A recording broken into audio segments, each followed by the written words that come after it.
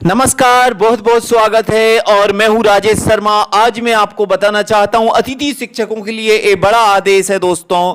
और वो अतिथि शिक्षक जिन्होंने एक साथ दो दो काम किए हैं, बीएड भी किया है, अतिथि शिक्षक में भी पढ़ा है, तो ऐसे अतिथि शिक्षक इस आदेश को समझ लें। बाकी शिक्षक पात्रता परीक्षा में क्या लाभ मिलने वाला है वो भी मैं आपको बताने वाला हूं।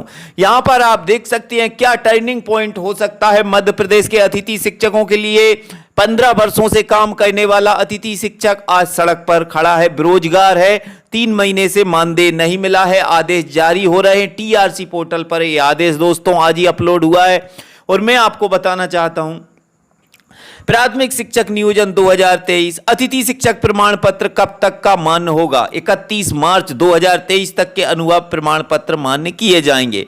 दूसरा नंबर, अतिथि शिक्षक श्रेणी में चयन हेतु अनुभव क्या होना चाहिए? मध्य प्रदेश की शासकीय शाला में न्यूनतम 200 दिवस तथा 3 शैक्षणिक सत्र में कार्य किया हो। स्कूल शिक्षा विभाग से जारी डिजिटल प्रमाण पत्र मान्य होगा। जनजातीय कार्य विभाग के सहायक आयुक्त के हस्ताक्षर से जारी प्रमाण पत्र मान्य होंगे। विस्तृत विवरण निर्देशिका में देखें। तीसरा, यदि अतिथि शिक्षक रहते हुए कोई उपदी या पत्रोपदी नियमित रूप से की जाती है तो क्या अतिथि शिक्षक का अनुभव मान्य होगा? जिस सत्र में नियमित विद्यार्थी के रूप में उपदी या पत्रोपदी प्राप्त की है तो उस सत्र का अतिथि शिक्षक का अनुभव मान्य नहीं होगा। दोनों कार्य अतिथि शिक्षक कार्य की अशासकीय शाला एवं उपदी पत्रोपदी का कॉलेज मुख्यालय एक ही है, तभी उस सत्र का अतिथि अनुभव मान्य किया जा सकेगा, अन्यथा मान्य नहीं होगा। अतिथि शिक्षक श्रेणी में चयन हुआ है किंतु प्रमाण पत्र नहीं है। निर्धारित आयु सीमा में होने पर गैर अतिथि के मेरिट क्रम में अभ्यर्थता मान्य की जाएगी। शैक्षणिक एवं व्यावसायिक योग्यता किस दिनांक तक मान्य होगी?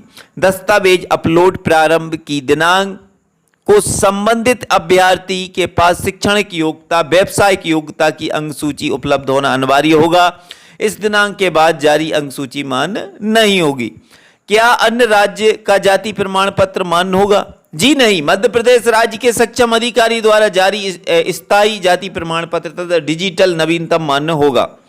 जाति प्रमाण पत्र किसके नाम, पिता या पति का होना चाहिए? जाति प्रमाण पत्र पिता के नाम से ही मान्य होगा। विवाहित महिला के पिता के नाम से बना प्रमाण पत्र ही मान्य होगा। पात्रता परीक्षा में मैंने ईडब्ल्यूएस का चिन्हांकन नहीं किया था, क्या आप प्रमाण पत्र प्रस्तुत करने पर मेरा चयन ईडब्ल्यूएस में हो सकता है? जी नहीं। पात्रता परीक्षा में पीईबी ईएसबी द्वारा परीक्षा परिणाम में अंकित कैटेगरी मान्य की जाएगी। नवा पॉइंट, पीईबी ईएसबी में पात्रता परीक्षा में ईडब्ल्यूएस पर टिक किया है, मैं ईडब्ल्यूएस में नहीं आती हूं और आता हूं तो मैं क्या करूं? अनरक्षित प्रवर्ग के लिए निर्धारित न्यूनतम अंक 90 या अधिक होने पर मेरिट क्रम में अनरक्षित प्रवर्ग में अभ्यर्थता मान्य की जाएगी। यदि 90 से कम अंक है तो अभ्यर्थी अमान्य की जाएगी। और मैंने पीईबी ईएसबी की पात्रता परीक्षा में रूटीबस एससी पर टिक किया था, जबकि मैं एसटी में आता हूं या आती हूं, क्या मुझे एसटी में नियुक्ति मिलेगी? जी नहीं। पात्रता परीक्षा पीईबी ईएसबी द्वारा किए गए प्रवर्ग के ही मान्य किया जाएगा। अनरक्षित प्रवर्ग के लिए निर्धारित न्यूनतम अंक 90 या अधिक होने पर मेरिट क्रम में अनरक्षित प्रवर्ग में अभ्यर्थी की मान्य की जाएगी। यदि 90 से कम अंक है तो अभ्यर्थी अमान्य माना जाएगा। और यहां पर आप देख सकते हैं 10वां पॉइंट, मैं रूटीबस भूतपूर्व सैनिक पर टिक किया था, क्या मेरी अभ्यर्थता अमान्य होगी? भूतपूर्व सैनिक प्रमाण पत्र प्रस्तुत न करने पर सत्यापनकर्ता अधिकारी द्वारा सैनिक टू यूआर ओबीसी एसटी ईडब्ल्यूएस यथास्थिति परिवर्तन किया जाएगा।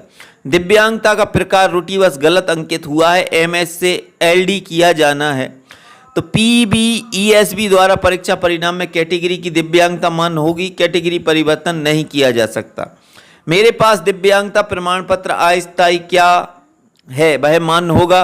नहीं। ऐसे अभ्यर्थी जिनका चयन दिव्यांग श्रेणी में हुआ है उन्हें 40% अथवा अधिक स्थायी दिव्यांगता का सक्षम अधिकारी मेडिकल बोर्ड का नवीनतम एवं वैलिड स्थायी दिव्यांगता प्रमाण पत्र अपलोड करना अनिवार्य होगा। सामाजिक न्याय एवं निःशक्त जन कल्याण संचालनालय मध्य प्रदेश के परिपत्र क्रमांक 477 1255/032 2023 26/2 दिनांक 12/4/23 में उल्लेख अनुसार दिनांक 1/6/2021 तथा उसके पश्चात जारी दिव्यांगता प्रमाण पत्र यूआईडी पोर्टल के http/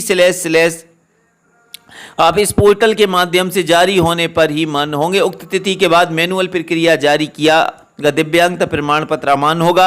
अभ्यर्थी कृपया ध्यान रखें कि प्रमाण पत्र 40% या अधिक स्थायी दिव्यांगता प्रमाण पत्र होने पर ही दिव्यांगता अभ्यर्थी को दे आरक्षण एवं अन्य छूट का लाभ दे होगा। एक सत्र में 2 उपदी अर्जित करना मान्य है अथवा नहीं। 2 नियमित उपदी होने पर अभ्यर्थी अमान्य होगी। एक नियमित उपदी या एक नियमित पत्र उपदी की स्थिति में अभ्यर्थी की अमान्य होगी। एक नियमित उपदी एवं एक प्राइवेट उपदी होने पर अभ्यर्थी मान्य होगी। एक नियमित उपदी एवं एक प्राइवेट पत्र उपदी होने पर अभ्यर्थी मान्य होगी। क्या बीएड उपदी वाले अभ्यर्थियों को प्राथमिकता दी जाएगी? जी नहीं। किसी भी व्यावसायिक योग्यता को प्राथमिकता नहीं है। डीएलएड अथवा बीएड अनिवार्य अर्हता है। चयन हेतु पात्रता परीक्षा की मेरिट के आधार पर भर्ती नियमों के अनुसार शैक्षणिक एवं व्यावसायिक योग्यता होने पर अभ्यर्थी मान्य होगी। सूची कैटेगरी रैंक के आधार पर तैयार होती है। जी नहीं।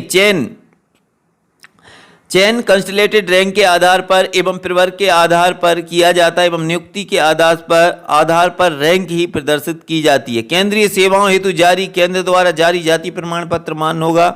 मान्य नहीं होगा। महिला अभ्यर्थी के विवाह के उपरांत उपनाम में परिवर्तन का शपथ पत्र लिया जाएगा।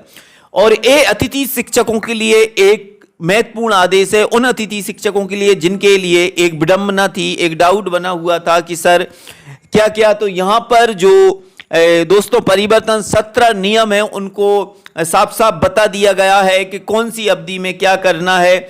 बाकी अगर आपको कोई दिक्कत परेशानी है तो मुझे आप कमेंट्स कर सकते हैं। मिलते हैं एक और नेक्स्ट वीडियो में, तब तक के लिए जय हिंद, जय भारत, वंदे मातरम।